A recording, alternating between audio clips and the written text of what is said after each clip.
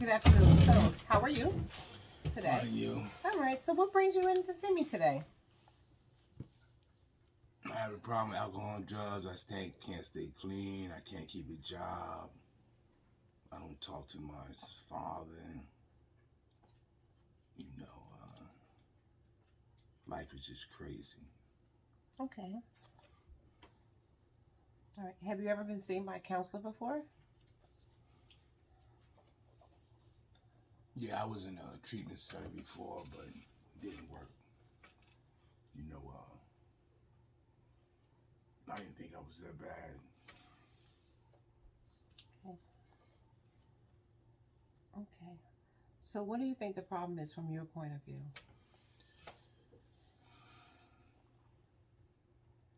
I use too much. I use too much,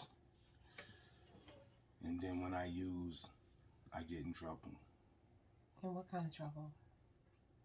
Fights, pulled over by the police,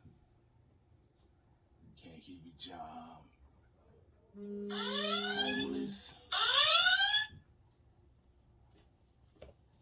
you know.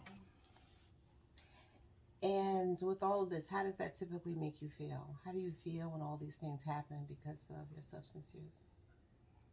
Worthless, like, why am I even trying? Okay. So, what do you think could make the problem better? If I could stop getting high, if I could get a job, if I could get some housing. So, you're thinking some community support or some support from others that could really help you? Yeah, but I really don't like people though. You know, I don't know. Well, let's take a look at that. When you say you don't like people, what does that look like to you? People judge me. I feel as though they judge me because of what I do, where I stay, who I'm with, who I be with.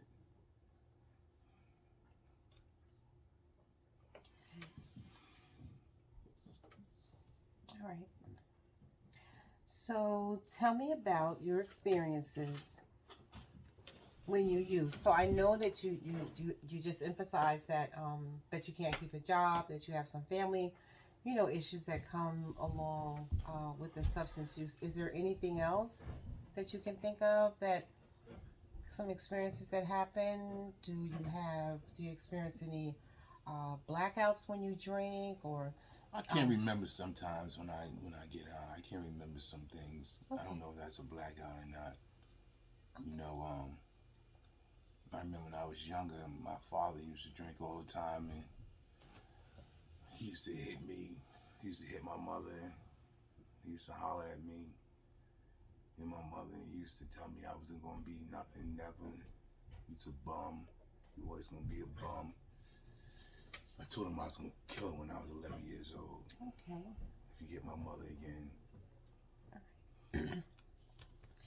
Have you ever experienced any suicidal ideations, feeling that you wanted to harm yourself or harm others at, in the present time?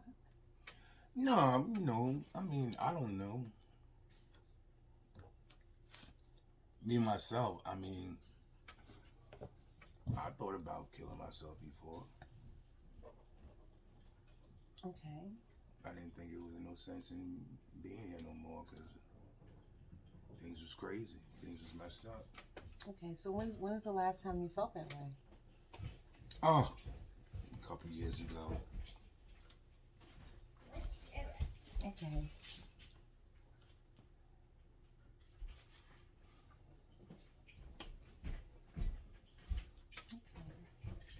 And what helped you in that situation? Did you get therapy? Did you tell anyone that you felt that way?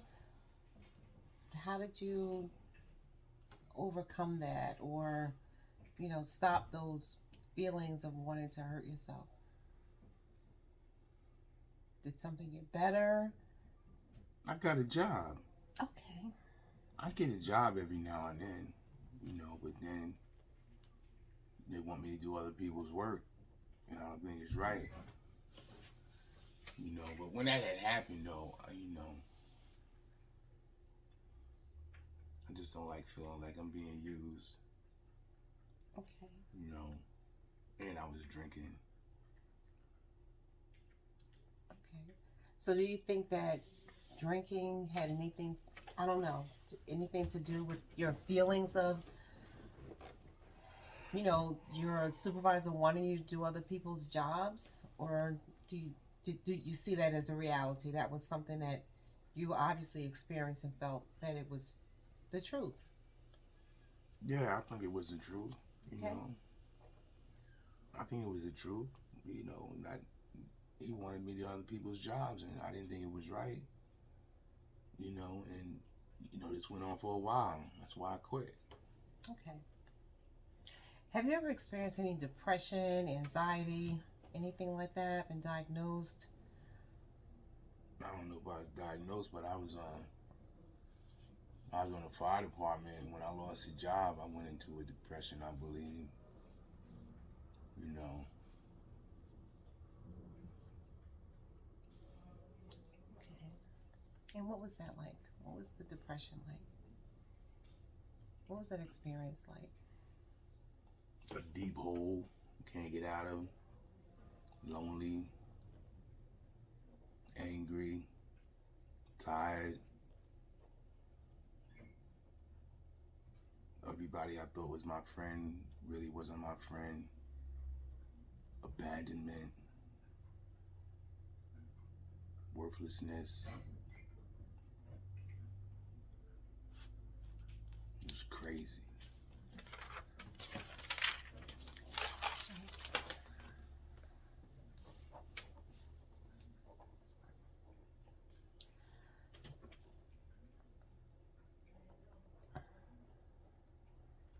So, after all of that happened and you began to start kind of getting your life together a little bit, and you went into treatment again, and you continued to get, in some trouble, the substance use, and you violated probation and things like that. So, where would you like to go? Which direction would you like to go? And how do you see yourself being able to get where you need to go? First, I need to stop getting high. I think if I stop getting high, everything gonna fall in place. I gotta get a jobs and housing, get my teeth fixed. I got mad toothaches on both sides. Okay. Tell me about your work skills. Oh, after I lost the fire department job, I got an HVAC license. I'm pretty good at that, but every time I get a job somewhere, they want me to do other people's work. I either get fired or I quit. They say they be smelling alcohol in my breath, so I don't know. Okay. So, in regards to learning or developing uh, skills in order to maintain sobriety, do you think that uh, journaling or ongoing therapy sessions, um, attending self-help meetings or groups would help you with your addiction? Or is that something that you're open to doing, to working on? I'm open to it. I've never been big on writing though. The diary. I went to a couple of NA meetings, AA meetings. I saw some people in there that I used to use with too, but I thought they was lying. What did you think they were lying about? Being clean, not being sober. Like, only time I was ever sober when I was in the county. And I don't know how to stay sober and clean. I don't know how they do that. It sounds good, but I don't know. When you think about being clean, being abstinent, what does your life look like? And if there was a the miracle question, what would your life look like? I mean, the things that you maybe like would want to do, in regards to family, I don't know, traveling. My life would be, I don't know if a fairy tale, but I know it would be a lot different. Well, tell me what does that look like? Well, I wouldn't be spending all my money on drugs and alcohol. You know, I could keep a job, get a job, keep a job. What they call it, a productive member of society. Okay. You know, I talked to my mother. You know, we good. I don't know my father. That's another story. So it sounds like your father has a large impact on your life, on you. Do you seek approval from him? What is that? No, I don't seek approval from Okay. him. I don't see nothing from him. If your relationship was better, do you think that your life would be better? No, I don't know. He did a lot of stuff. I have to work on that. I don't know. He need to work on it too, though.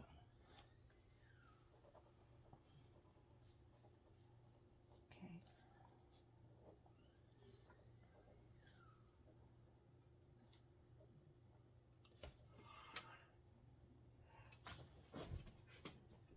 I'm just taking a few notes so that at the end of our session we can just reflect back on what we discussed, and possibly some of the things that you can work on until our next session. I like to give out, well, at least offer, clients the opportunity to do some homework on what this session is about.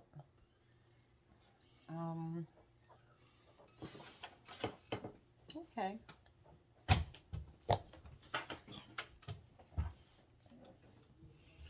18.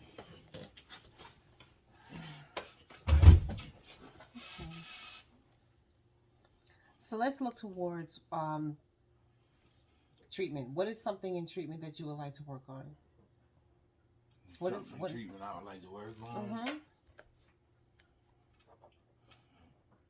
Why do I use? Why do I get high? Why can't I keep a job? Why don't I have any meaningful relationships with other people?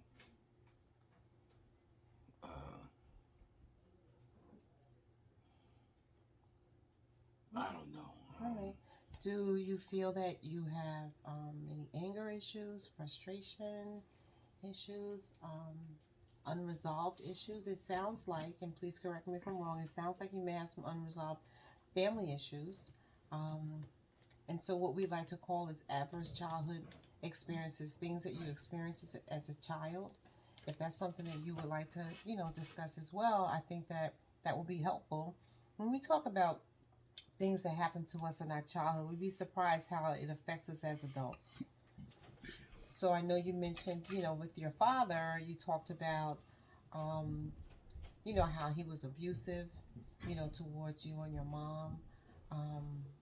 That can also create issues of trust, with your dad. You're angry. It sounds like you may still be angry with him. You guys don't talk. No, we don't talk. He hit me. He always used to hit my mother.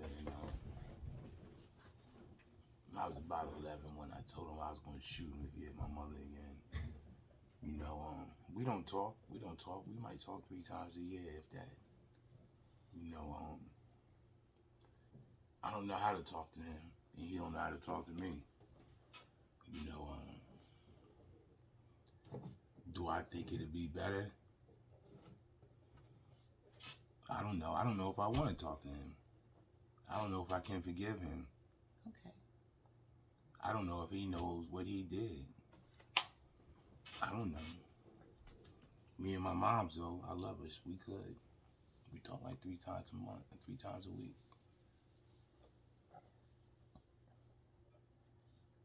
Okay. Do you feel that um, some of the things that has happened in your childhood is filtered into your adulthood? Do you, because I know you mentioned that you don't like people. Nah. You don't like people. You don't like to be around people. Um, so do you feel that you may have some issues with trust? Trusting other people, believing other people? I know you had some problems on your job. That's Yeah, I don't. People always seem to let me down. I think they one way and they turn out to be another. Maybe that's just me. I don't know. Um, Job situation. I just don't want to feel like I'm being used. Like if I'm gonna do my job, let me do my job. Don't have me do other people's jobs and they get the credit for it. I don't think that's right. You know.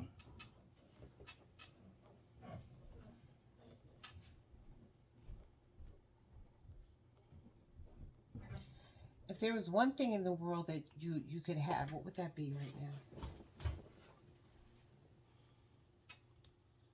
A good job.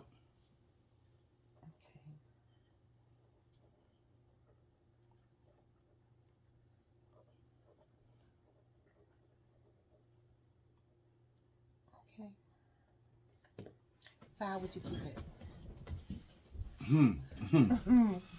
How would you keep that job? It's just, let's take a look at that. So you want a good job, but what would your plans be to keep the job? I have to stop using drugs and alcohol most likely because if I'm drinking and I go to the job and I smell like alcohol, most likely I'm going to lose a job or I'm going to say something or I'm going to do something. And as far as drugs, it's like, they have urine tests now. You pop dirty, it's over. Got to get it, housing and medical and So all those things, for the most part, would may come with a job, but um, so getting a job, you have to be able to sustain a job. So your sobriety may be the most important, right? yeah, I guess so. Okay. Mm. So here's something something to look at, is to prioritize, right? So I'm going to ask you to do some homework for me, and I want you to make me a list of the things that you would like to do and prioritize them. All right. Okay? So you think about what your goals are, and then, what would you like and how you would get there. So you'll do me a list of prioritizing. How many goals? Well, that's up to you. That's up to you. Two would be sufficient, but I would just like for you to list them in order and how you would be able to meet those goals. What it is that you would need to do in order to meet them. I would also like for you to take a look at. I know, you're not interested in journaling. You don't like to write, and that's fine. But if you could think about, for our next session, um, trust, your trust factors, and you not like, not wanting to be around people. And let's kind of like just examine that, take a look at that to see what that looks like, and see how, it's maybe possible to make some changes for yourself. If not, that's fine, of course, because you're the expert in your treatment, and I'm just here to guide you through whatever goals that you're looking to obtain. Mm. Okay? All right. Okay. So I'm just going to jot down for the homework. You don't mind me taking notes, do you? I should ask you that during the session, but No. okay. So we're doing the goals and prioritizing.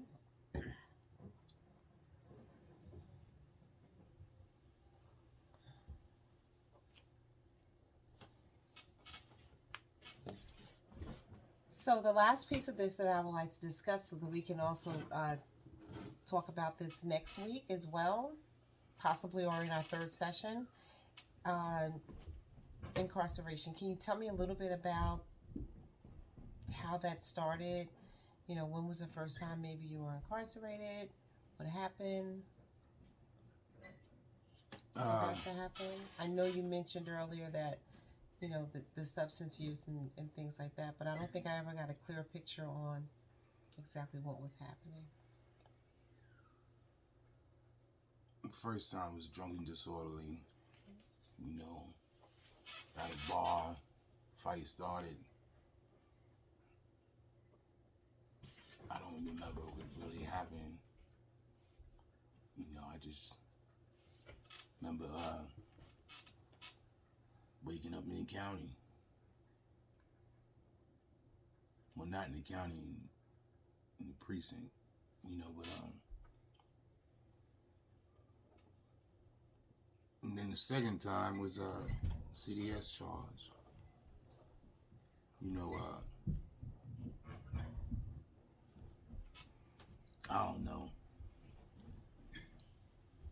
I don't like getting locked up though. I don't like the way they treat you.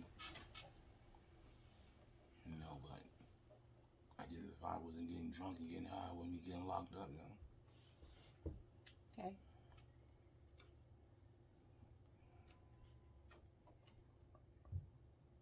All right.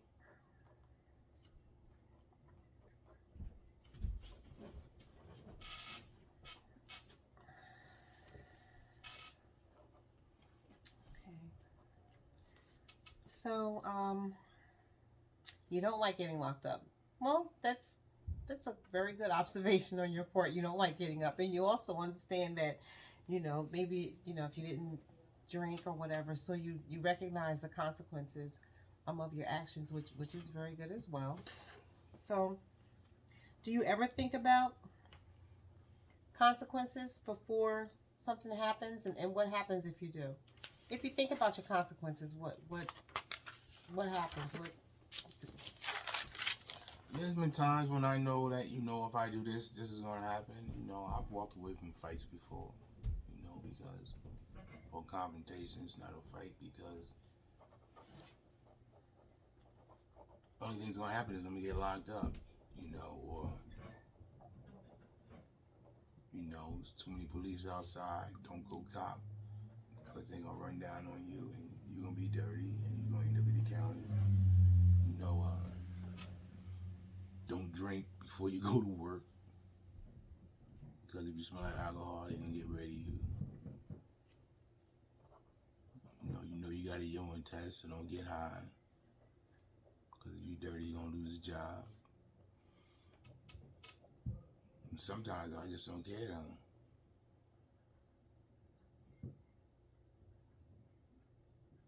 I don't know. Sometimes I think I don't deserve some stuff because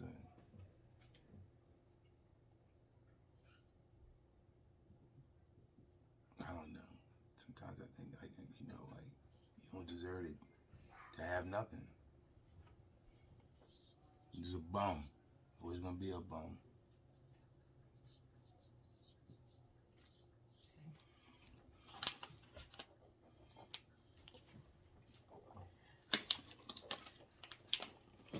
okay? So let me ask you a question. When you look in the mirror, what do you see?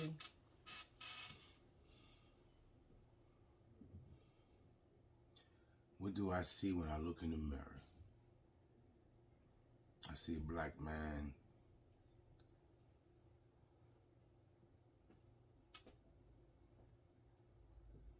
I see a black man who is capable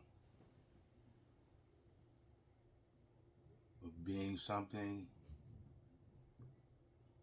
and I see a black man up to the stereotype. You know, I want to be something. I don't want to be a bum. I don't think I'm a bum most of the time. Most of the time I think I'm a bum is when I'm locked up, when I'm drunk, when I'm high, when I'm around people that I really don't like, that I know don't like me. You know, but I've had some good times. I ain't talking about with the drugs in my life as far as being a so-called productive member of society, but then I've been on the other end too. You know, and when things is going good, things is going good. Most of the time things are going good is when I ain't drunk, you know, high as hell. When things are going bad though, there's always some drugs and alcohol involved. Or when I start thinking about things that happened in the past. So when you reflect back, things start getting. It gets. Does that does that create an issue for you where you start using more or you start drinking? Yeah, definitely.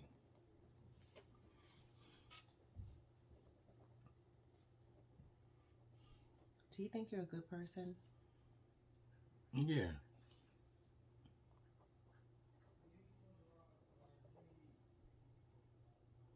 Okay.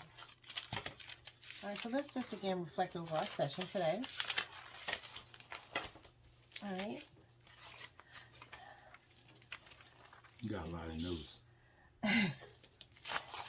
They're all from you, and I appreciate this session with you. So you've been very open, and I feel like you've been very open and honest, and I'm looking forward to working with you. So for the most part, at the end, reflecting on our session, you're going to, if you feel like it, keep a paper journal, or during our next session, we'll discuss, you know, any of your issues in regards to, you know, trust, things like that, right? That's correct? Yeah. Okay. All right. And then you're going to make a list of your goals and you're going to prioritize them. You say 2, right? 2 is fine. 2 is fine. So next week we're going to discuss the goals, prioritizing the goals, and then I'd like to discuss your traps and triggers in regards to your substance use and alcohol use. Okay? Yes. Do you have any questions? Anything in addition that you would like to add to our session before we end? No. No? Okay. All right. Well, then I guess I will see you next week, the same time. All right? All right. Thank you very much. Thank you.